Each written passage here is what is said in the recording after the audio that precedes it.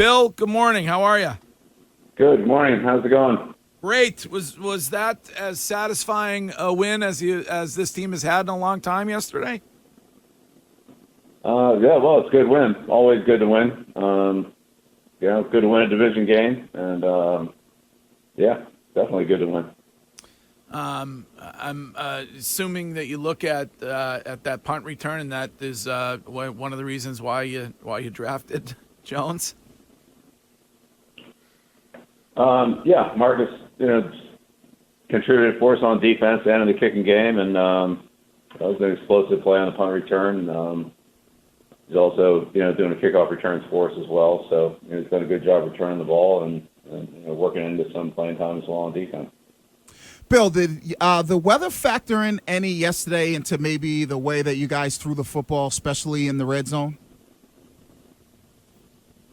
I think there was a little bit of effect in the game, in the passing game on the win. I think it affected the kicking game more, but there was some effect in the passing game as well. But I think our bigger problems in the red area were just obviously too many negative plays.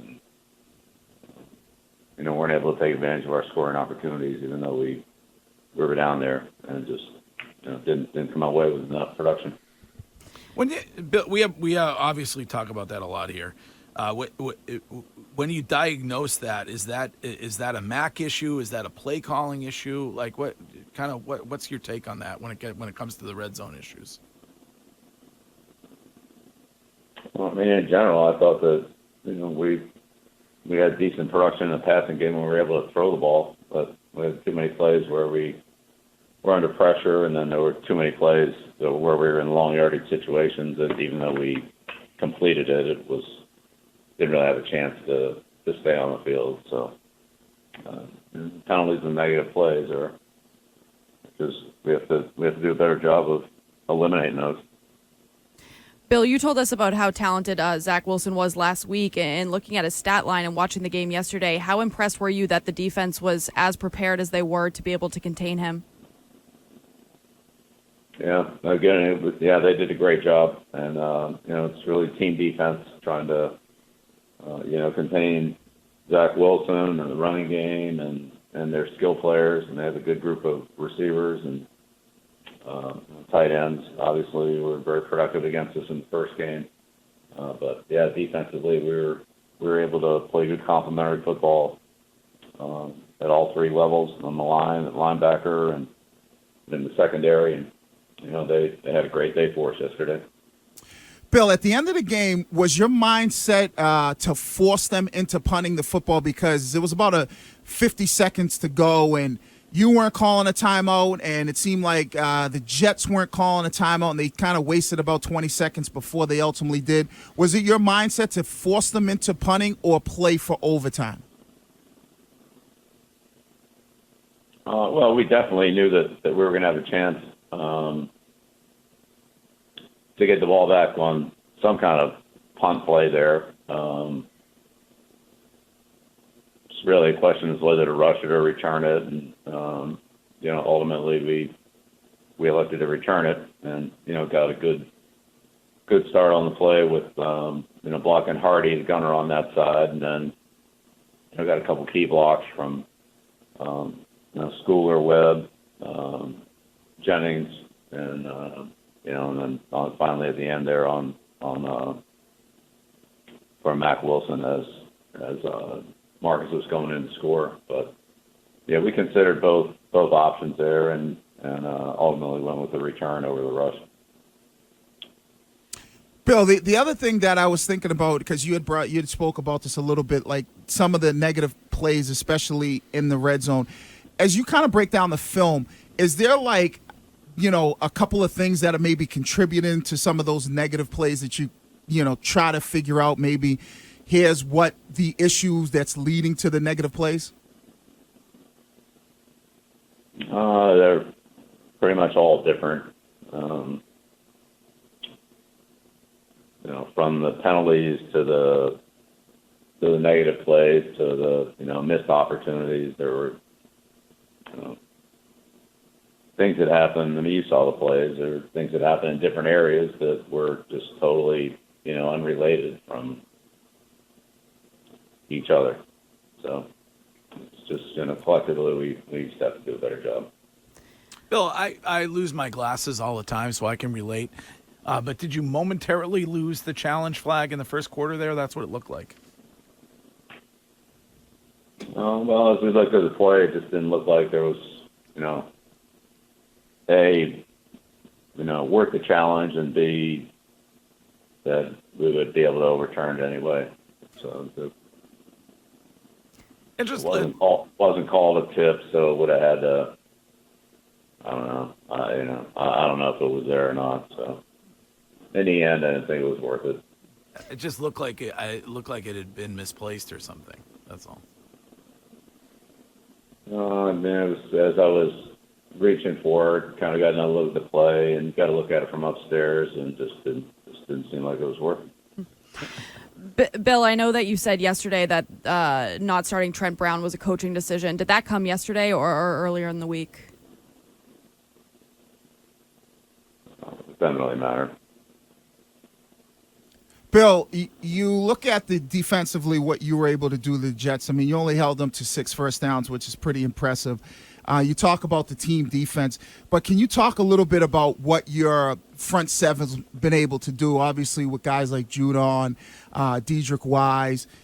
Talk about how, when you figure out how important it is to have a front seven that makes things easier on the back end. Right. Well, yeah. Again, it all works together. So the play of the defensive line helps the play of the secondary, and the play of the secondary, helps the defensive line by, giving good perimeter run force and playing good pass defense and forcing the quarterback to hold the ball a little bit longer because coverage is tighter and play has to extend a little bit. So of course, linebackers are involved in both of those areas, either going forward or going backwards, depending on what type of play it is. So again, it's really team defense. You can't single out one guy. One guy can't stop an offense, but each guy can play well and take care of his area of responsibility and force the offense or the quarterback to go somewhere else on the play. And then if somebody else is winning their matchup, then that takes that away and it goes somewhere else. But it just needs good team defense across the board. Again, the Jets have a good skill group, and so that was a big challenge for us. But I mean, again, those guys played 60 minutes of great football defensively. So it was a terrific effort by the coaches and the staff. Bill, update on David Andrews and with the offensive line struggling a little bit. How big of a loss would that be? Well, we'll have to see how it goes. Players haven't gotten in yet. They don't come until a little bit later on this morning. So we'll see where things are at that point. Bill, obviously coming off a tough one for the Vikings, but when you look at Kirk Cousins and Minnesota this season, they've been able to put a lot of points on the board. How difficult is Kirk Cousins to go up against? Yeah, Kirk's a really good player. He's had tremendous production throughout his career, and a couple different teams and a lot of different players, and so he's really good at managing the game on the line of scrimmage and handling all the situations the quarterback has to handle. He's very accurate on all three levels, short, intermediate, and deep. He's very athletic. He's quick in the pocket. He can avoid the rush, and if he has to run, he can run and pick up some key first downs. But he's a very, very good thrower, smart player, very smart player, and he's very challenging to go up against. Again, with a really good group of skill players. I mean, Cook's probably one of top 2 or 3 backs in the league in terms of production, total yards and scrimmage when he had his production in the passing game, and then obviously Hawkinson, who they just got a tight end, and then the receivers. Jefferson has had as much production since he's been in the league as any receiver ever has, and Thielen and Osborne. So they got a lot of good players, but really it's Cousins that orchestrates it all, and he's it'd be a big challenge for us. It's a really good player. Bill, over the bye week and after yesterday, has there been any thought to changing up the play calling system? From the outside, it just doesn't appear to be clicking with Mac in the offense. Yeah, well, we have to do a better job of the things that we are doing, and we've identified what those are. We just got to do a better job of performing those. But yeah, always trying to look to improve however we can, and we'll continue to do that as we go through. That's what we do every week. So try to put together the best thing we can here to go against the Vikings and worry about next week. Bill, once again, you're playing against the coach and Kevin O'Connell, who spent some time with you guys. What's your expectations as far as what he might bring to the table? I know he's been really successful coaching this Minnesota Viking team, and did you see that in him when he was here for that short period of time? Right. Well, I mean, the time that he was here was a pretty long time ago. I don't know how much effect that'll have on the game, but yeah, again, we like Kevin a lot, and drafted him high, and very smart player. Was always really good with all the understanding the things that we were doing, passing game, line of scrimmage checks, managing the team, running the offense, things like that. So it doesn't surprise me that he's adapted well to to coaching and to coaching quarterbacks and being part of productive offenses. So he's done a great job, and he obviously did that last year with the Rams, last couple of years with the Rams, and has been successful at the places he's been and has moved up quickly. And yeah, I can see why. He's certainly done a great job this year.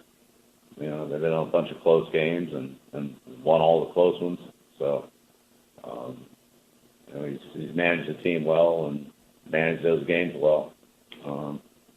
So yeah, this will be a big challenge for us against their offense, their defense, their kicking game. Lots to get ready for in a short week, but that's Thanksgiving football. So we'll put in a couple of good days here and go out there and be ready to go. Bill, over the many years that you've done this, you've had to console players after a loss. Certainly, you probably don't know, but unfortunately, your guy Wiggy was not successful in the catch-off against Christian Fauria. You had mentioned on the show that he had arguably the best hands you'd ever seen. Any words of wisdom when it comes to Wiggy after that somewhat embarrassing public loss last week? No. Wiggy's pretty confident. I think it'd be hard to break his confidence. I'm sure he'll be all right. Yeah, I mean, his wife, his kids were there. It was for his charity. So, wanted to make sure he went home with a smile. I mean, there we go.